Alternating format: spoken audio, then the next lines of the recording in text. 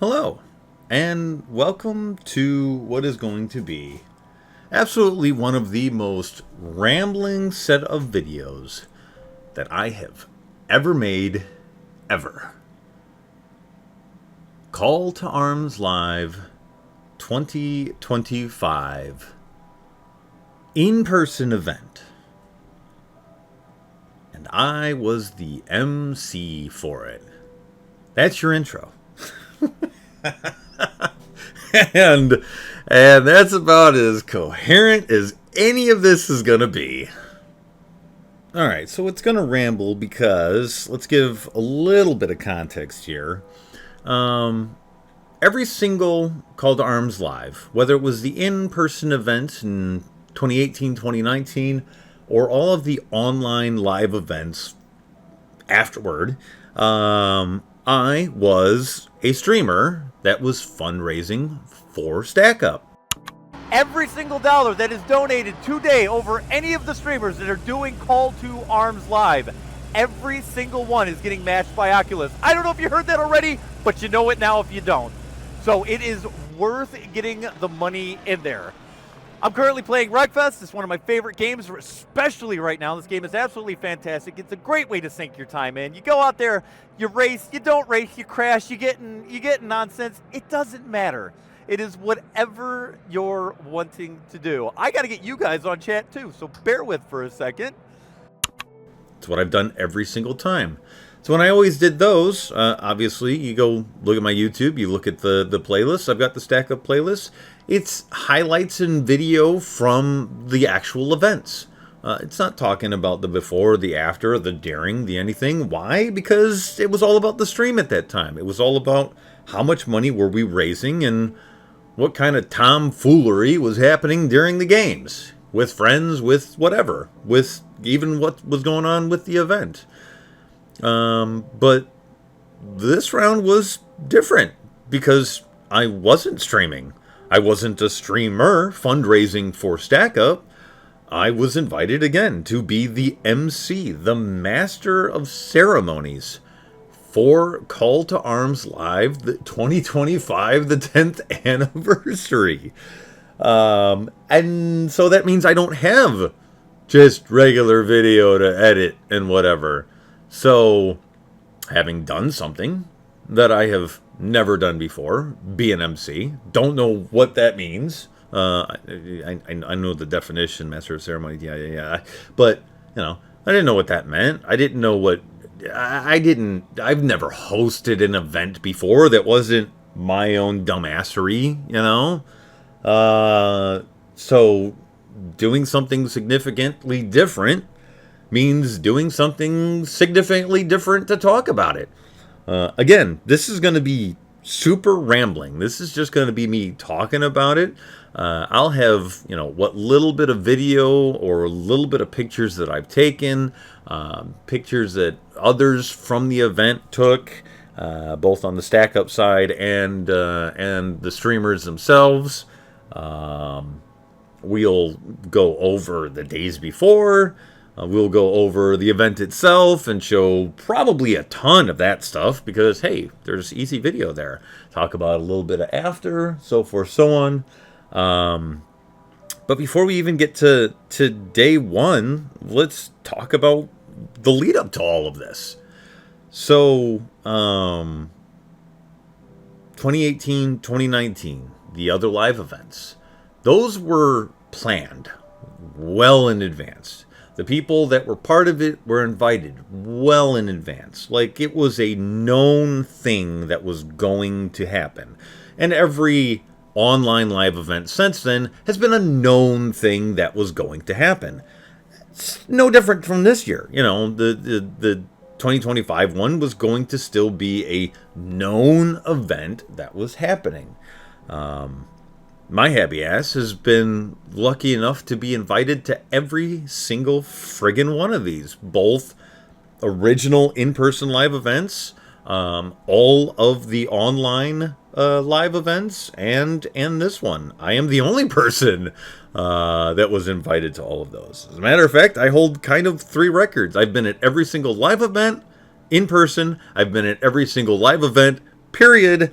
And part of the reason I was invited for this whole MC thing was because I am the very last and only fundraiser, streamer, whatever, gamer, idiot that has been there since the very, very freaking beginning.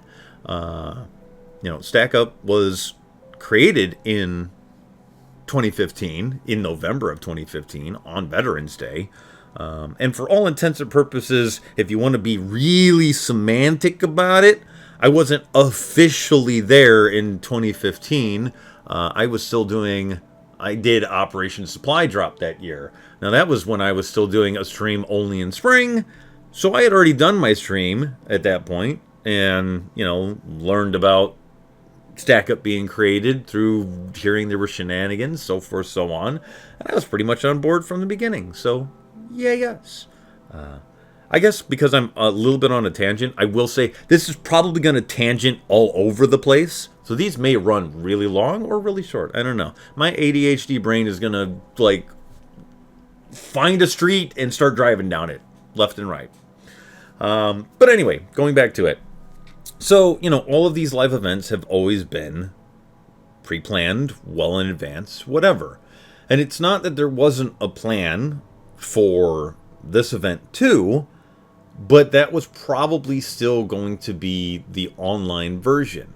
But they wanted to do a live event again because it's the 10th friggin' anniversary of StackUp.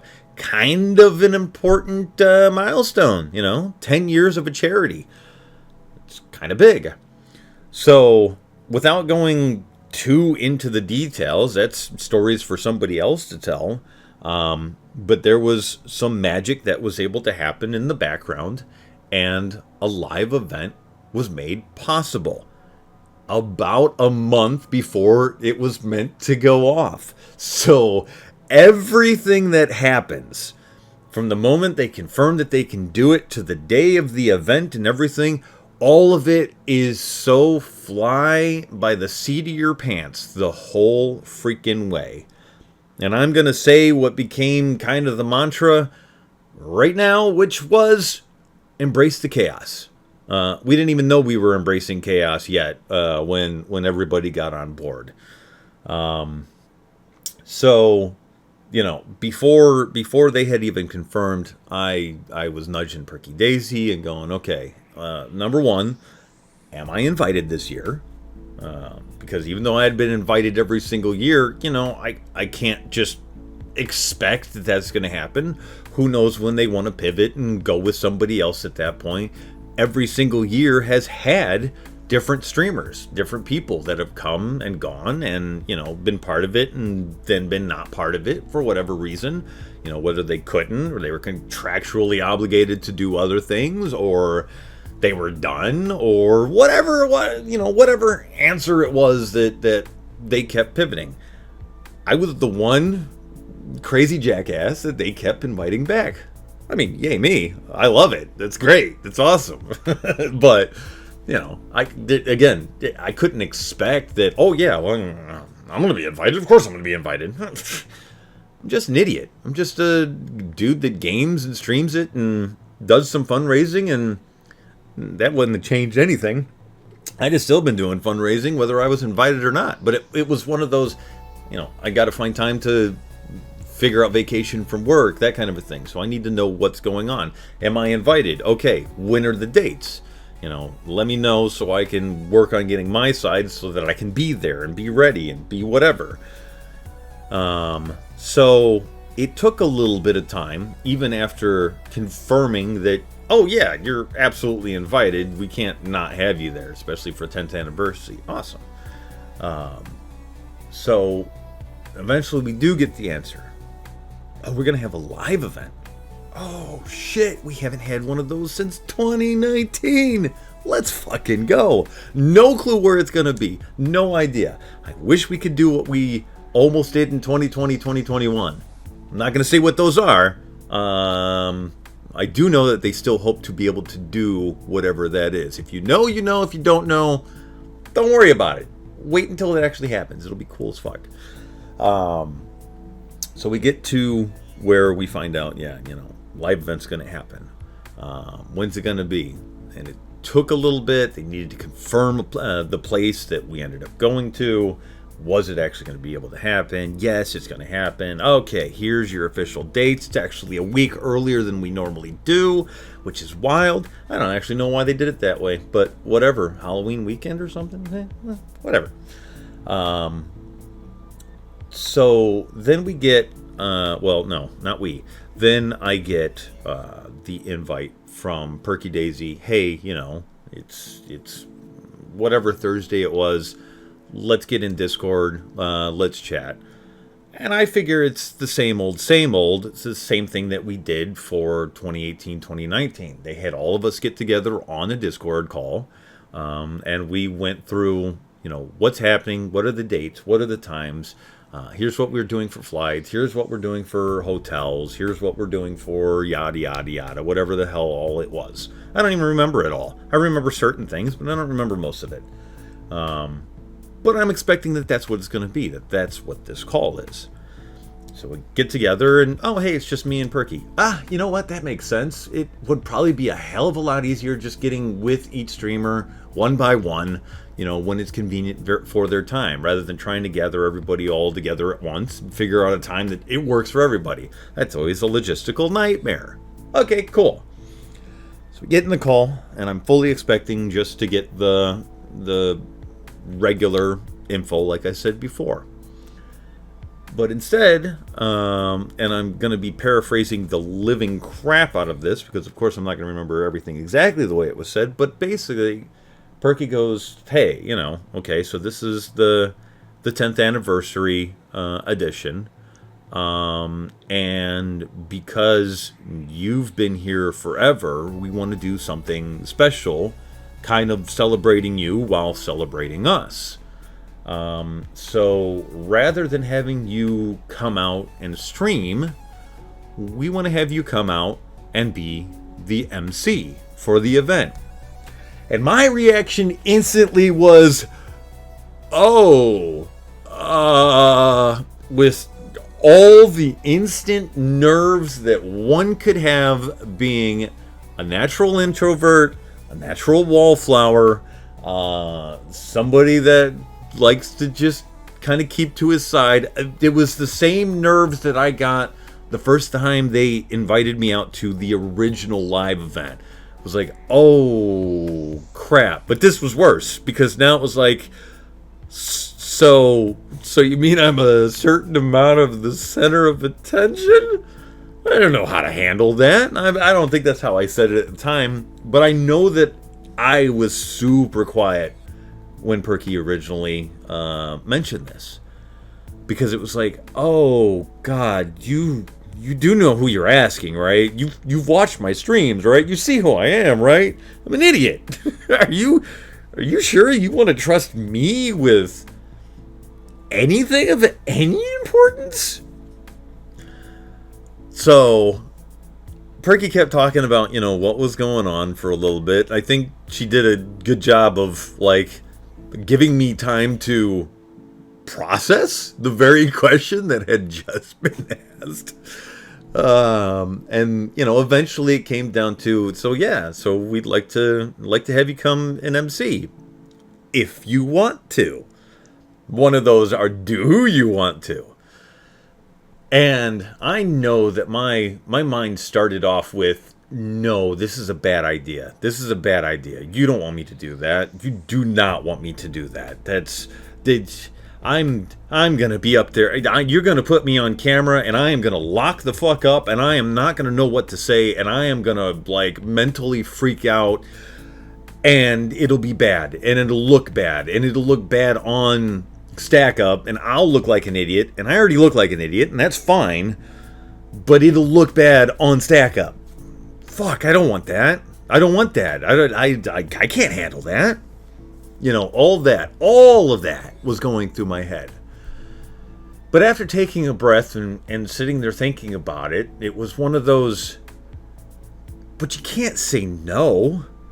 the fucking charity that you love to fundraise for, that you give a rat's ass about, that you have followed the CEO from the previous charity and him bailing on it because it got taken over by nincompoops, and following his vision, which you very much agreed with, you can't say no to the people that have invited you out to all of these events, whether it was the live ones or even just the online ones, because they like having your presence there.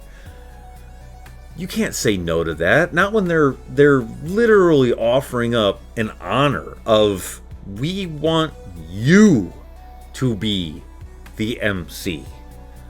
So after I had, gotten some oxygen back to the brain, it was like, yeah, I mean, let's do this. What's the worst that could happen? The worst that can happen is exactly what I was thinking of. But what's the best that could happen? Maybe I go out there and I actually do good. Maybe I go out there and I have a great time. Who knows, But it's an opportunity. It's an opportunity to go do something that I have never in my life done before.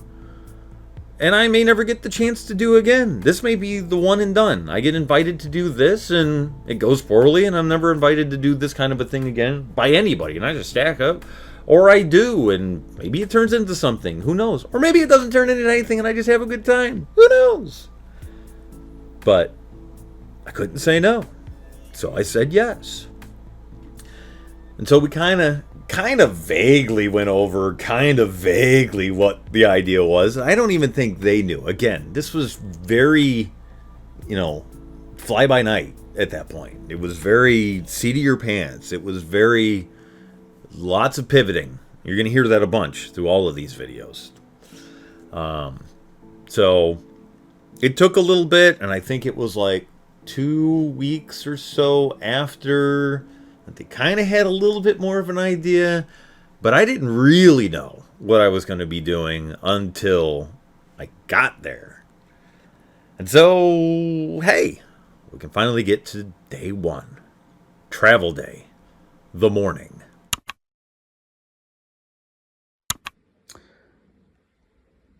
It is about 3:45 in the morning. It is officially day one. I think I slept about 5 hours. But on the flip side, I woke up about 20 minutes before my alarms went off. I think that's a good thing. Can't tell. Very tired. Kind of sleepy. But it's getting time to wake up.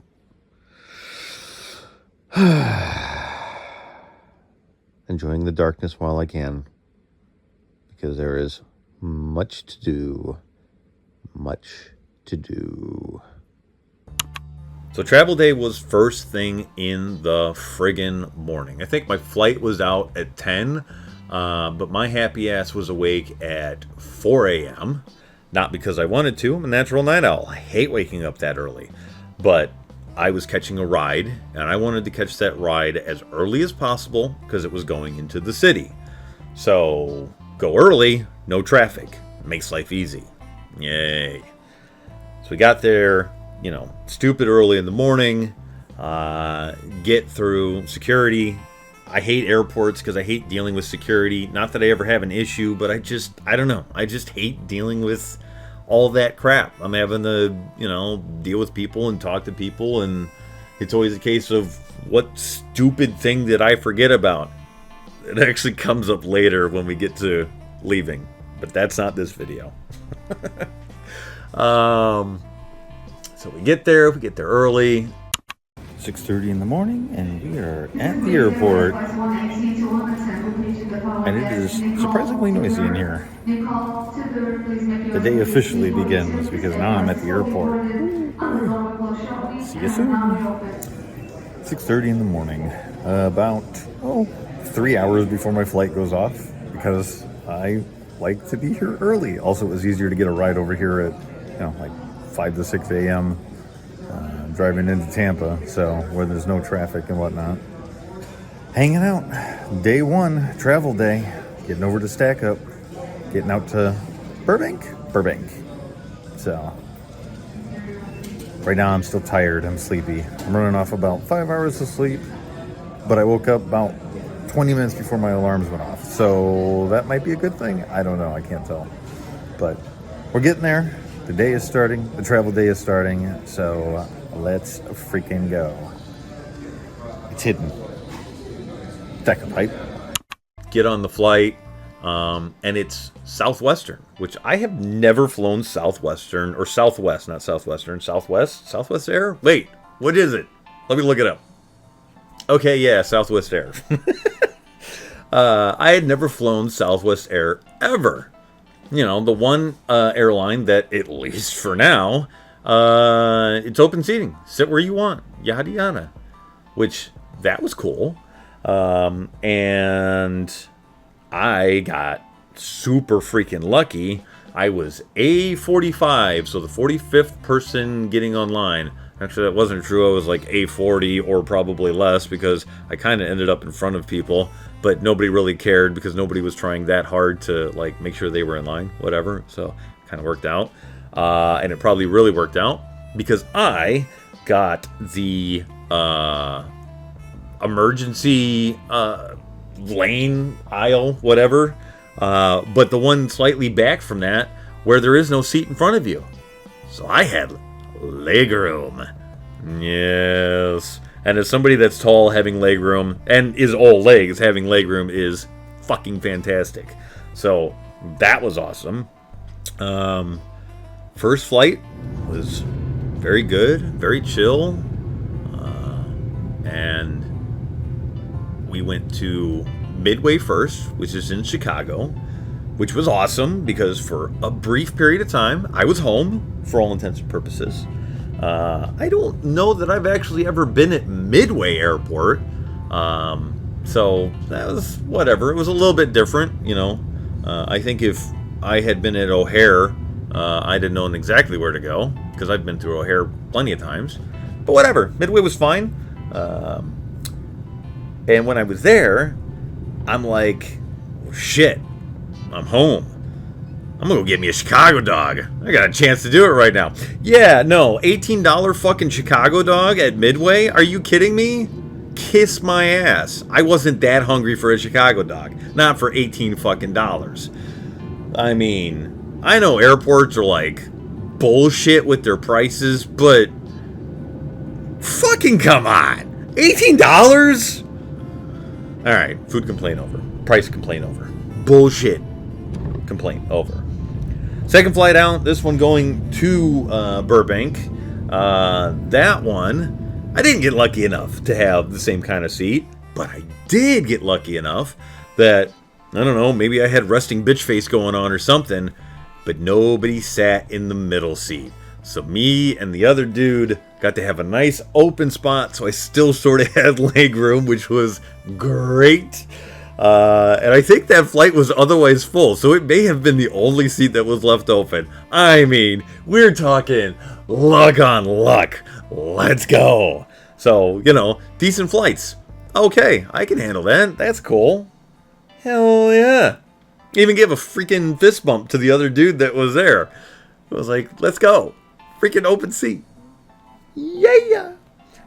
So we get to Burbank, get off the flight, get outside, get on the Discord and go, all right, where are we supposed to be? Okay, we're showing up at the rideshare area. We're going to get picked up by the StackUp van, all that fun stuff, but we're going to be at the rideshare. And the rideshare at Burbank is kind of weird because you got to go across the street, across a different street, and if you're just following the signs, at least from the side that I came on, the funny part is you don't even have to go as far as they send you. They send you like across 2 streets, and then along next to another building, and over by a parking lot, and then back across 2 streets, which are the 2 streets that you crossed in the first place, and you could have just gone all the way around, and then crossed 1 street and been at the... Anyway. And it's a curved section, a little bit long, and whatever.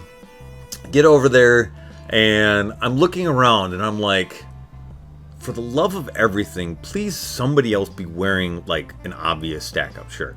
I had one, but I also had my jean jacket over it. I had my hat on it, but if you don't specifically know the Call to Arms Live 5 emblem, you're probably not going to recognize that's what that is.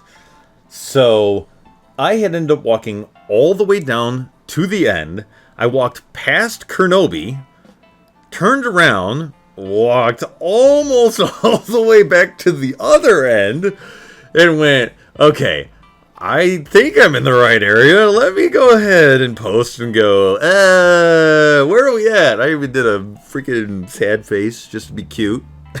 As cute as I can be. And then Kernobi posted in there, I'm all the way down at the end. And I'm like, alright, let me walk back down. And this time she had noticed me, but because the jacket was covering up the StackUp, it wasn't obvious. This time we waved at each other, got together. We were the first two there. And then there was a big ass group that came next. And I took like a picture of this is where we're at, and this is the reference point, and so you can see us. So they found their way over to us. We finally gathered, kind of gave our first hellos. I initially wallflowered a bit, like I do, because I'm me. And then Sketch came with the van, the big ass StackUp van, and he ended up parking all the way down at the other end by the curve. And it was like, we waited for a second to see if he was going to come our way, and then I saw him get out, and I'm like, well, I have a feeling he's going to be there. And as my first kingly degree, and you'll start to understand as we get further along into all of this and into the other videos, I openly went, alright, forward, march, and led the way. My tall ass being the beacon of light to everybody else to follow. We got there and took a ride, got over to the hotel. Oh God, the hotel. Let's see. I am double checking my my notes because I did kind of write down. And yeah, we're at the hotel. The freaking hotel. The hotel was in full Halloween bloom, but not because of Halloween. This place was just, it had its little oddities and unusualness, such as the elevators.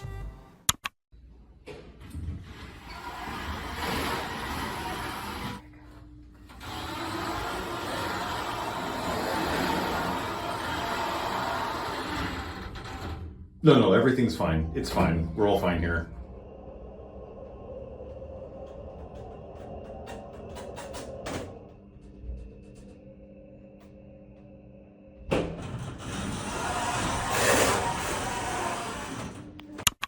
So yeah, so those elevators, yeah. Oh wait, I say those. So there are two elevator slots, but there was only one elevator that was working, and it was that one, that very, very squeaky one. A couple of the floors had weird smells, and I think it was fresh paint is what it was.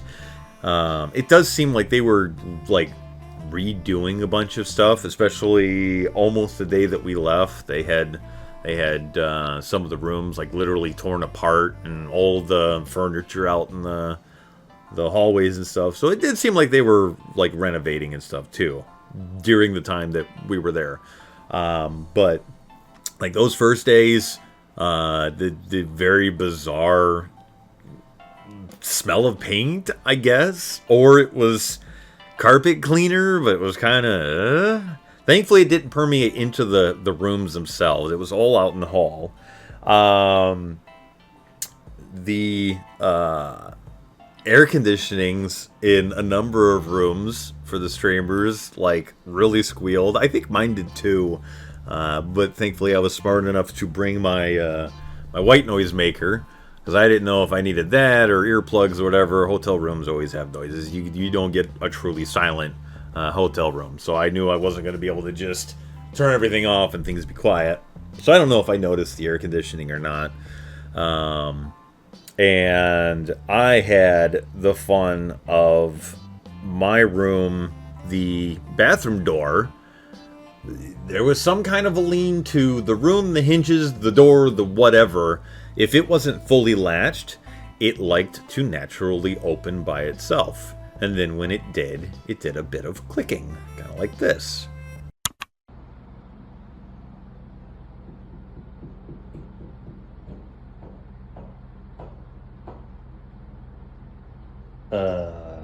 We're all fine here, I think. It's fine. And so we're already laughing about, you know, the elevator and the way it sounds and the weird smells. And I have that.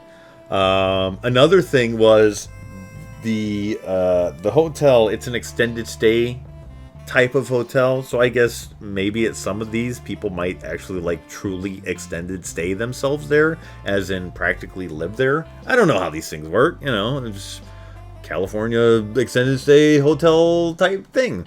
But StackUp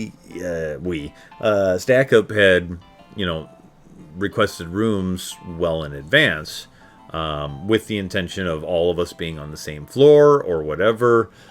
But no, in true, you know, spooky Hollywood, Halloween style, terrible horror movies, the band was separated and we were on all floors. So we had a couple of people on the first, a couple of people on the second, a bunch of people on the third, a couple of us on the fourth. We were truly separated. We had to get off at different floors all over the place. Which, you know, I didn't care. Did it matter? It didn't matter. Whatever. So we get there, you know, get our hotels, get all that. Wait for everybody to get in. I think they had to do a couple of trips. There were 2 people that were coming in late. Rain Man missed his flight. Yes, we will comment on it because it is funny. It was funny then. It was funny now. He had it scheduled, written down for the right day, but then he wasn't sure, and I guess on the calendar or whatever, he'd written it far enough that it looked like maybe it was Friday go in, so he ended up missing his flight, came out a different way. He made it there, you know, same day, same night, same evening, same whatever. But it's still kind of funny. And somebody else came out late, I think Poison Heart, because she was driving something like that, but the vast majority of us were there. So once everybody was gathered at the hotel, we got to do something that I personally think is fucking awesome. We get to do this twice, but the first time is the first time. And that was go to freaking Failing's house. Okay, this is awesome. This is awesome for me. Failing's house. Finally getting to see it, which is absolutely amazing. I know I've had some small part in helping to build this, and it's very cool to finally get a chance to see this place. And finally get a chance to see this place. You know, see the house, see the place that, you know, vets go to, and homeless vets, unfortunately, get a chance to go to the place where they can come, they can hang out with other vets, do some gaming, do some clothes washing, get a place to sleep for a while, get some camaraderie, get all of that, you know, and get bits of fucking help. And I've seen pictures and stuff 1,000 times over of the place, but to finally get the chance to go there and see it in person. And the house is bigger than I realized. The house is bigger than any of us realized. Like there's the sections that are always shown on pictures, and then there's sections that it's just not necessary. It's like it's not part of like the main what you pay attention to. I'm not really describing too much of it because I don't, you know, if they don't show it, why am I going to talk about it and describe it too much? But it's awesome to see that there's all the bedrooms, there's the pool and back, there's obviously the very open living room area, the quote-unquote dining room area that is all PCs, the kitchen, Sketch's fucking tavern out and back next to the pool for all his Dungeons and Dragons stuff. Rolling around in the D&D dungeon. Yeah, this is my tavern, man. This is my office. which is a cool little section as well. But there's like, you know, Steve's got his office there. There's whole ass rooms that like just have stuff in it and shit. Like it's cool. It's cool as fuck. And so for this particular weekend, the house is basically closed for a chance for us to come out and get a chance to look at it. And we got to sign the fucking wall. So my happy ass is on there, which is cool as fuck. Like I can't, again, it's cool to see something that I have some small part of having helped make happen, and part of a larger charity that I have helped make money for, you know, and all the people that come out and hang out in my streams, and we do those charity events, and people are generous as fuck. And yeah, it's, you know, my name that's on it, my shield that's on it, but the work that the fucking community does, and the communities from the bigger streamers that I'm, you know, part of their community, and those people coming out, and all of that, and all that work through all these years, and getting a chance to see the shit that we've made happen. Getting the chance to walk around this place and go, fuck, yes, this is awesome. This is something that, you know, we've made something awesome happen here. And I've had a small part of that. Now my name's on it, too. In a nice semi-wallflowery spot, way up high. And if people are shorter, you're probably not even going to see, like, my name, because there's... You'll see it in the picture. I'll show it. It's way over a fucking closet and everything. It's like I'm not there to, you know... For me, it's cool to have my name on it. I don't give a rat's ass if nobody ever sees it, nobody ever reads it, nobody ever notices, other than those that were there. That's fine. It's not what I'm there for. You know, I'm not doing it for attention. I'm not doing it to promote a channel. I'm not doing it for any of that shit. I do it because I fucking give a rat's ass. That's the whole fucking point of all of this. So yeah, we get to we hang out there and chill out and sit for a while. Fuck, I only sort of remember like day one, because it was, part of it is because like airports and airplanes and doing all that, so a little bit of tired, plus I'd been awake since like 4 a.m. And we stayed there pretty damn late too. So I got to, you know, just chill out, listen to people talk, and some of the streamers had already come to know each other, whether they, you know, kind of sort of hung out at each other's streams. A bunch of them had been at stuff like TwitchCon. Your happy ass me. I've never been at any of those things. I've never been at any of the conventions. We small streamer, we small gamer, we small boy. So, you know, I don't have the money for that kind of stuff. I work a regular job. I don't have time for that. I take time off to literally do the charity. So these are, most of them, literally professional streamers. They do that for work. It is their thing. And it's fun. It was fun listening to, you know, the trials and tribulations of people that they do this for work, and how it's so different from my perspective. You know, they are streamers who game. I am a gamer who streams. The amount of work, we have to do specific games. We got to do things for, you know, our the people that are funding this. I can't think of the right word right now. Whatever, doesn't matter. I'm gonna let this ramble. It's perfect. You know, we have to go to these events. We have to powwow with other people. We gotta, you know, network. We gotta do all these things. And it's funny because you can tell, like, some of them go, I barely game for fun now. Because if I'm not streaming, I'm not making money. So why would I game for fun? I might take a day off, but why would I game for fun when I need to go make money? That's for the ones that are like full partners and they do it full time, and, you know, some of us were still, full-time employees of regular businesses and, do this on the offshoot. I think everybody there was affiliate up. I don't think there's anybody that wasn't at least an affiliate. Even my happy ass is an affiliate. Not like that's hard to do. But it's such a different perspective. And it's fun to listen to. It's such a bizarre, different world from what I live when it comes to what I do with Twitch and YouTube and all these silly things. And it was a good time. It was very, very weirdly relaxing. And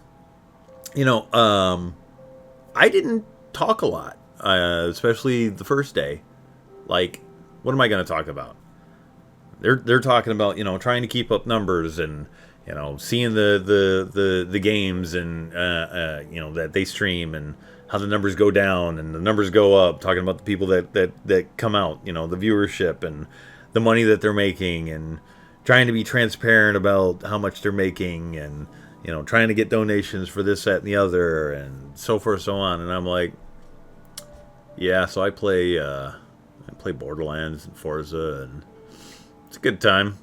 No, I don't have any sponsors or anything like that. I just I have a camera this year because charity. They funded the people coming out. They funded me having the camera for the whole year. That's what we did this time. I didn't have anything to talk about that much. It's my fucking. Yeah, I've been doing this for 13 years or however many years it is, but I'm not successful at this kind of stuff. I'm still fucking, under 10 regular viewers, whatever. My YouTube channel that I've had for just as long doesn't even have 500 freaking subscribers. I don't promote anything. I never have. Whatever, man. If people come out, they come out. I don't know. It was funny. It was a good time. But yeah, and then eventually we call it a night because, well, there's day 2. And day 2 is where the real fun begins.